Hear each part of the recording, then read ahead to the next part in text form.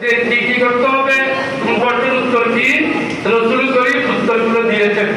আমাদের এখানে অনেকেই বলে যে জিবরিল আমিন জবাই করার পরে রাসূল করিমের এলম এসেছে, রাজ রাসূল করিম মানা বেকারি পড়তেন।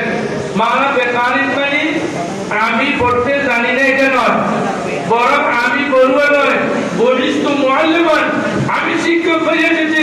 আমি পড়বো কেন? আমি তো এসেছি পড়ানোর জন্য। কি বলেন তোমরা? জিবরিল আমিন রাসূলের খাদেম, জিবরিল আমিন রাসূলের খেদমত করার জন্য এসেছেন।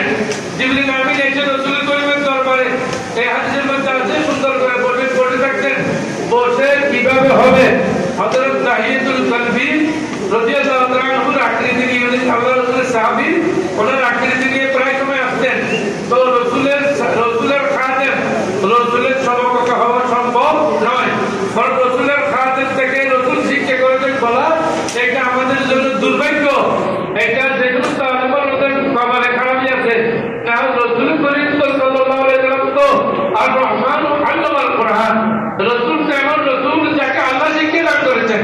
তো আল্লাহ যাকে শিক্ষা দান করেছেন সেখানে তার কিছু অভাব নেই। আমরা তো সবাই বলি যে কোরআন মজিদ, এটি এই কোরআন মজিদের মধ্যে সব জিনিস আছে। লা রাকাবি ওয়ালা ইয়াবিসি ইল্লা ফি কিতাবিন মুবিন, কোরআন মজিদের সব জিনিস আছে। সব জিনিস এগুলো ব্যাখ্যা হলো হাদিস শরীফ। এজন্য আমরা আজকে হাদিস শরীফের দরজার আয়োজন করেছি। আল্লাহর মেহেরবানি হলে আমরা রাসূলের কাছে দোয়া চাই, হযরত উলামায়ে কেরামের কাছে দোয়া চাই, জাতির কাছে দোয়া চাই, আমরা যাতে দরজা হাদিস চালিয়ে যেতে পারি, দরজা তাফসীর ধরে চালিয়ে যেতে পারি, দরজা ফিকহ ধরে চালিয়ে যেতে পারি। আমরা এই জন্য সবার কাছে দোয়া চাই।